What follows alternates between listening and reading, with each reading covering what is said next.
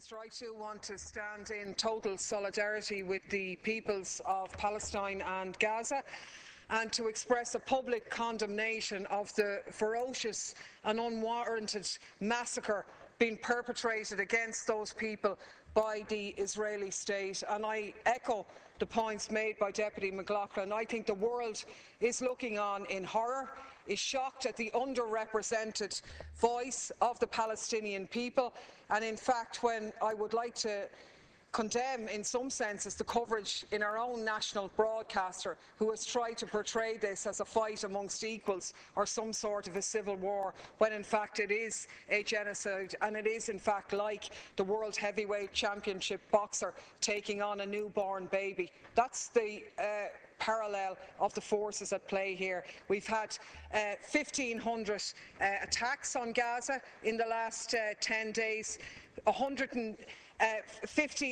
tonnes of explosives, and the majority of casualties being amongst civilians. But we have to step back from that.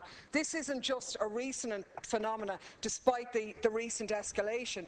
The reality is that the Israeli offensive has been ongoing for some considerable time, with the detention of Palestinians at an unacceptable level and an intrusion in their daily lives. And we had the privilege a week or two ago of meeting in here a member of the Israeli Defence Forces, a member of Breaking the Silence, who saw from his own experiences inside the Israeli army about the propaganda that's taught to Israeli people about the role of the army, when he was quite clear, as indeed that exhibition was, that they are an army of occupation, that it's nothing to do with defence, it's an assault on people's living standards. So I want to know, why have we been so silent? I want an absolute condemnation from the Irish government of what's going on, a demand for the massacre to be ceased, for the bombardment to be ceased. I want a condemnation of Obama, Hollande and Cameron, who have stood shoulder to shoulder with the Israeli state. Small wonder when they pump in billions, a majority of which is given back to their own arms industry. And I want you to let us know what you're going to do about that and the illegal Israeli settlements on the ground in Gaza and Palestine. Deputy Mick Wallace.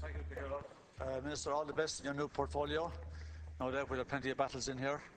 To date, more than 200 Palestinians have been killed, mostly civilians, women and children. In contrast, there's been one fatality on the Israeli side. I don't understand how the Irish government has stayed so silent. Over 300,000 Palestinians have been asked to move or to be displaced in preparation for an imminent attack. What's happening right now amounts to a massacre. It's not a war, and we should all be concerned. Israel claimed that it had the right to self-defence, but an occupying power does not have the right to self-defence. It has an obligation and a duty to protect the civilians under its occupation.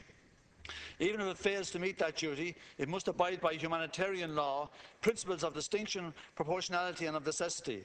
It has not abided by any of these.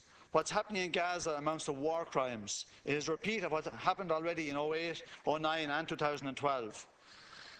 We will see this repeated again unless Israel is held to account under international humanitarian law and under international criminal law. We need responsible governments to introduce sanctions in order to work towards stopping these massacres and to address the root causes of these flare-ups, which is the structural violence of occupation, of apartheid and of settler colonialism. Hamas and other Palestinian leaders are very suspicious of Middle East envoy Tony Blair, acting as the link between Israel and Egypt. Blair is clearly a defender of Israel's interests, and in the interest of peace, the Irish government should advocate at European level for the removal of Blair, who should be tried for war crimes for his disgraceful involvement in the Iraq war. Last week, Netanyahu said, "No international pressure will prevent us from acting with all power," claiming to have recently had good conversations with leaders including Barack Obama and EU heads of government. Minister, are we also going to be complicit? Despite the fact that the United Nations top human rights official has called for an investigation into Israeli airstrikes in Gaza on the grounds that the targeting of Palestinian homes, resulting in a high death toll among civilians, particularly children, violates international law. Minister, is there any chance that our government would take a neutral position and highlight how disgraceful the Israeli behaviour is? Minister, I too want to wish you well in your post, but I have to say your response has been wholly inadequate in the context of the crisis that's unfolding in Gaza. And the idea that the rockets which are being launched could in somehow justify what you deem to be Israel's response is well short of the mark. I mean, let's be clear about this. What's been fired from Gaza is well off the mark. It's not hitting home. It's very low-key in terms of the firepower that's coming across from the other side. And the evidence of that is in the body count. Nothing on the Israeli side, a massive civilian loss on the side of the Palestinian people. And I think the point we're trying to make here today is that we're a neutral country inside the EU.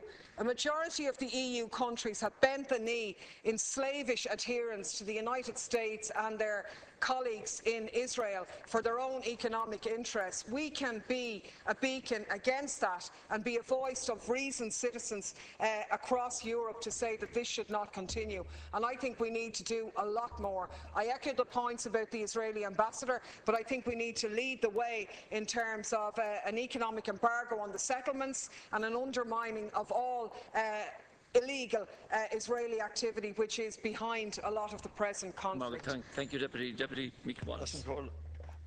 Minister, unfortunately the US and Egypt are happy to see Hamas take a beating. On Monday, John Kerry said the US was concerned about escalating tensions. On Tuesday he said, "I cannot condemn strongly enough the actions of Hamas." Now, you were talking about both sides behaving themselves. If France invaded Liechtenstein, killed 200 of them, and there was one French person killed, would we be saying to the two countries, "Oh, come on now, lads, will you behave yourselves and make up"? It's not what we'd be saying. We'd be throwing absolutely anything we could at France. It's outrageous what's going on. Everyone knows what Hamas's demands are not ridiculous. They're looking for the blockade to be ended. They're looking for the release of 50 prisoners that were released recently and re-arrested in exchange for an Israeli soldier. And they want the opening of the Rafah border crossing with Egypt. If the US continues to defend the indefensible, Israel is going to continue to behave abysmally. But that's no reason why the Irish government should behave abysmally. Let's call a spade, Minister. We need to be seen as a neutral country. Thank you, Deputy. And just call a spade a spade. Minister has 2 minutes to conclude. Thank you. I recognise Count Corley in response to Deputy